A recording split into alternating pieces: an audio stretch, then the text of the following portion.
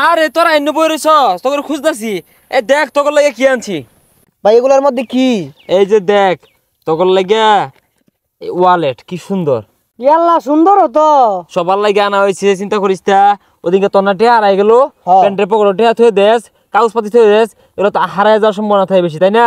এই দেখ এটার ভিতরে তুই চাইলে ব্যাংক কার্ড, টাকা পয়সা, কাগজপাতি, আইডি কার্ড সমস্ত কিছু রাখতে পারবি। জিনিসগুলা তো আসলে সুন্দর, জার্জির ছবি দেওয়া। এই কাস্টমাইজ ডিজাইন করা ওয়ালেটগুলো দেখতে খুবই চমৎকার ও স্মার্টনেস।